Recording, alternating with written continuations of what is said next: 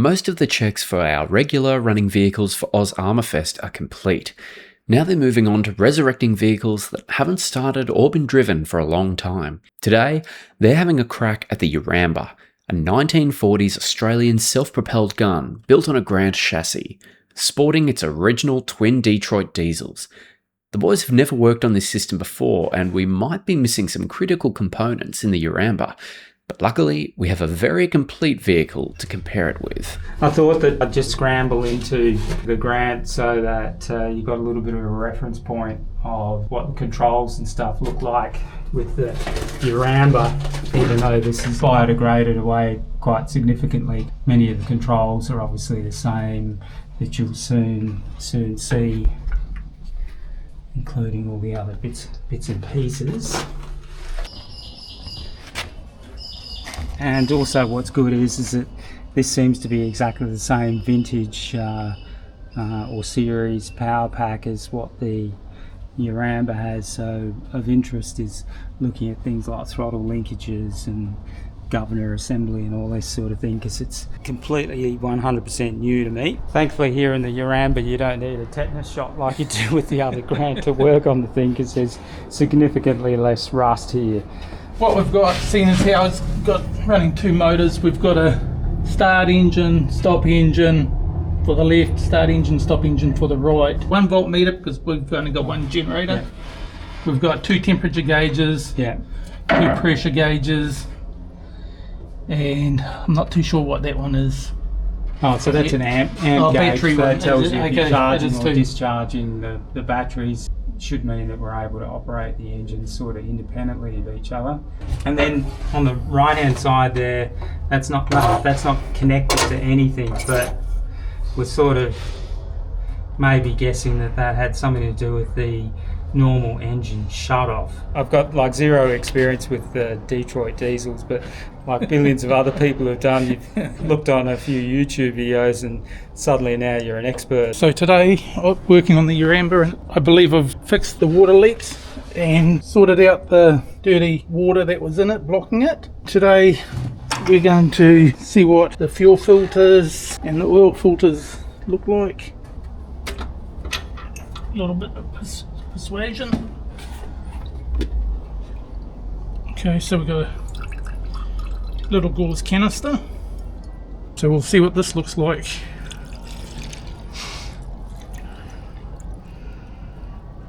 Oh yeah, there's a little bit of gunk in the bottom, but for how long it's been sitting, it's in pretty good condition.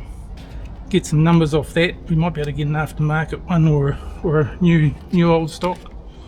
I've given the filter housing a bit of a clean out. I'll put the old filter back in for now until we can get a new one. At least we know that the fuel system so far isn't too bad. Got an old style steel mesh separator. Looks like kerosene. The clarity of it is actually is pretty good.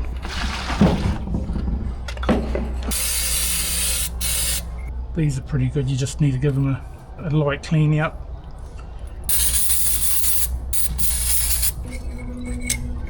Everything's cleaner than it was. A different filter on it.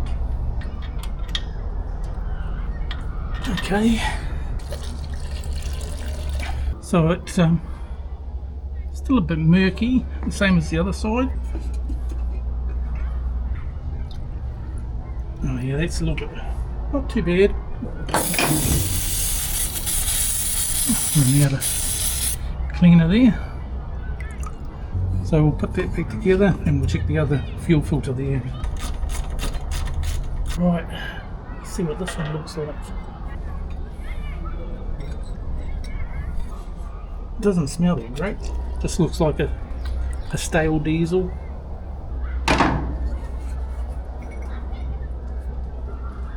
Okay. Hopefully the oil's not too bad in them.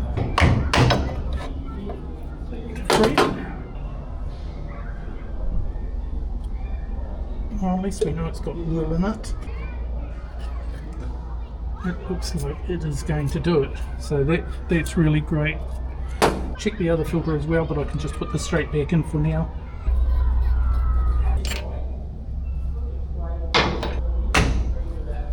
A little bit more persuasion. Different filter. This one actually looks like it might be the original filter.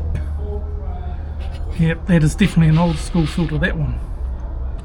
It's actually got military standard filter.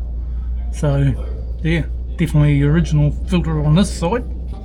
Obviously it sort of looks like it might be breaking down a little bit now. Put it back together.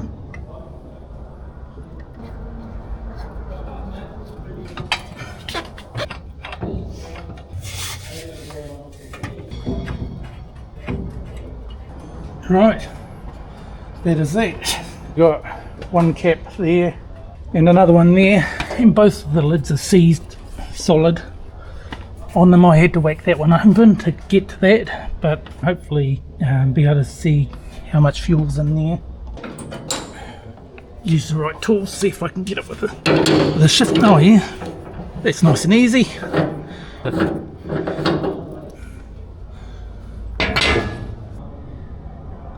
There's a little bit of rust in there, but it definitely looks like a fuel tank. There's not very much in there. Okay, very minimal. That's good. And see how much fuel's in this side. A little bit of persuasion with our hammer.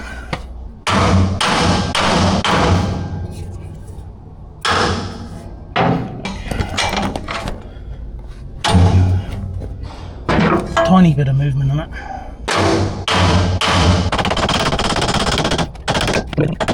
At least we'll get it open enough that we can actually check the fuel.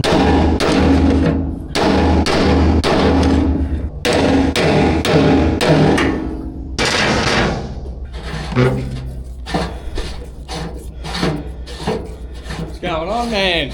Am I alright? Good, good. I've managed to open up the left hand side fuel cap, and we can now see inside it that this one actually hasn't been used for a while.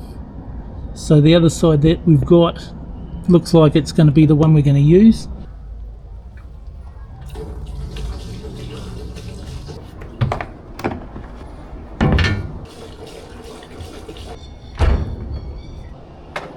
Right. What we've found is you've got the main tank just in there, and then there's a drain out of the tank into another one. This drain here drops into another tank. It's like a sump. Into a sump tank, and it appears to have a divider in it. One half is lubricating oil, the other half is fuel. Fuel, okay. You want to hope you don't get that mixed up. Yeah. The fuel gauge is in the top tank, so it'll read empty, and you'll still have 20-30 litres of fuel sitting in the bottom there. When you push your right foot down on an engine like this, you're not actually directly controlling the fuel going into the engine. You're really placing a request for a certain amount of power, and what's happening is that the governor assembly in here is actually responding to how far you're pushing your foot down to request power, by then allowing a fixed amount of fuel to be injected into the engine, which all works perfectly good for 99.9% of the time. But if you were to have some issue with the injection system or the governor, and it's no longer controlling the amount of fuel it's injecting, instead of it stopping the fuel and stopping the engine from going past its safe RPM limit, there's nothing to stop the thing from overspeeding and basically running till destruction, which is something we definitely don't want. Let's get the rocker cover off and have a look underneath. Whenever you see things like this with like a big hand nut to get things off, I think they make it so that you're supposed to be able to take that off quite regularly. Alright, Okay. now we can see what we've got. Yep. So there's going to be quite a few of our viewers that are very familiar with these, but it's all pretty new for Dave and I. Being an early engine, you've got only 2 exhaust valves, where I think the later ones have 4. looking at the throttle, it's got a definite sort of a quadrant to it. So it's got a position where it seems to run normally, and then there's a quadrant that it parks into, and I'm sort of thinking that this must be the actual stop position. Each injector is controlled individually from the fuel rack rather than a more conventional injector pump. So if I look at all the online videos, they all talk about being super careful to make sure that that this is all free, because if any of these little plungers on the rack seizes, it means it stops all cylinders from moving, and that's a situation where you can have the runaway of the engine. Next, check to make sure that the injectors are all free. So I'm going to try and do that by carefully levering on them. That seems good. A bit tighter that one's less good. That one's not good. That one's good. That one's not so good. If this is really tight on here, last thing we want to do is turn the thing over and create some damage to it. We'll have a go at trying to pull off these pipes, work the injectors backwards and forwards, and make sure that they're nice and free, and that then we'll have a go at turning the engine over on the motor. What we're going to do is use a syringe full of WD-40 into the ports of the injector as a bit of a solvent to break up any stuff that might be in it. Push it into one and it might push it out of the other. Oh, yep. So there you go. See that dirty fuel coming out, eh? Yeah, that we done before. Hold it from the head so we don't put too much leverage on it. Could be moving there. Yeah. It's sort of displacing fluid. Yeah. Right, so that's got it down. Now we have to try and get the thing up. Oh, yeah.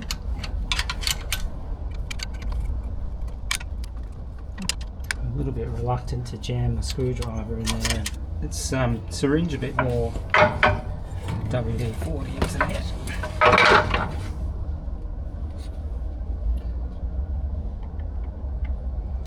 So it's still sort It's of holding a bit of fluid in here. It's still got a bit more gunk out of it, didn't it? Yep.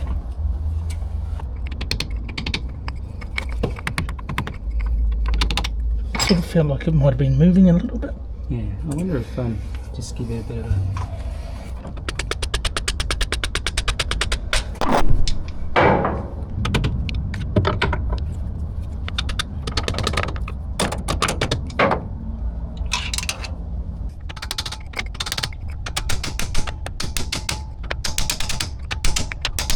What if we do this, Dave? I'll hold the rack in the fully sort of off position, and I'll just get you to bump the starter Just see what it does. on that right hand engine. It can't start and run away from us. Yeah, we've got all the pipes loose as well, so. Yeah. Okay, so what I'm looking for is this injector pops back up again, because that's on the firing stroke. All right, so go ahead, just bump the starter again.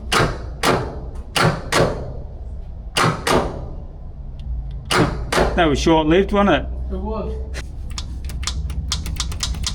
And the injector's nice and free. Have another go at trying to bump it. Keep going. Stop there.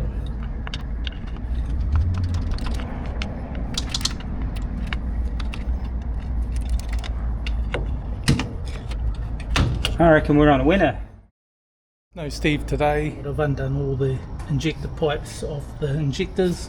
I'm going to syringe some more cleaner down in them and see what gunk comes out of them. Just a little bit of dirty fuel coming out of them, not too bad though. Okay, well that worked quite well. What sort of movement I've got on them now. A couple of them obviously aren't moving too fast because they're coming down on the stroke.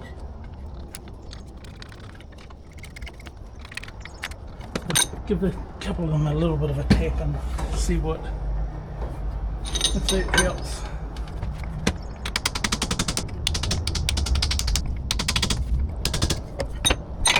See what our movement's like in our rail. How free we are. Starting to free up now.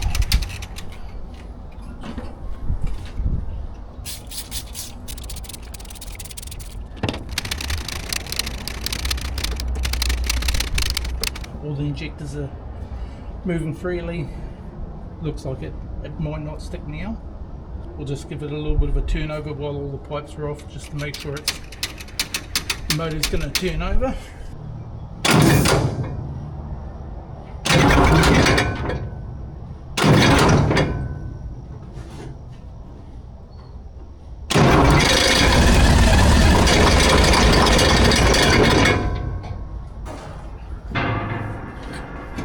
Okay, with no injectors it got a bit carried away. Lucky there was no more fuel in it and it stopped. I might have to have a beer after this just to settle my nerves a bit.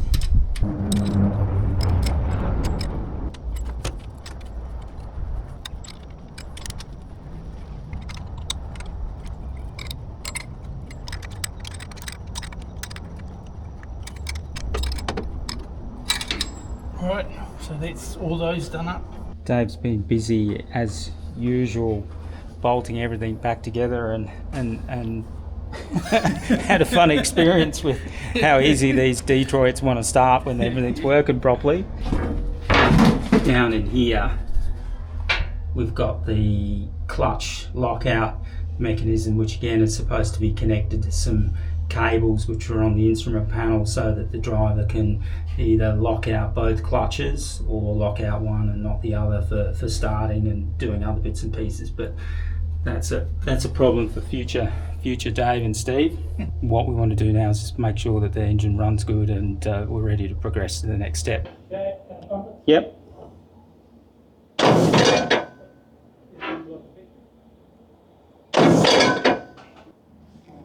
Just hang on a second, Dave. Just let me see something. Where did you find that? Oh, yeah? I realise that I realise there's a starter switch. Wow. Didn't even see them there. Full send, huh? Give it a go, eh? Okay, so that's in the run position. Let's see what it does.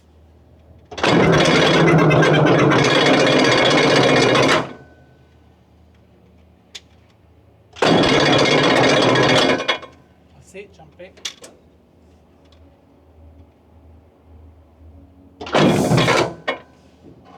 What can we use to help it along? Start, you bastard. Okay.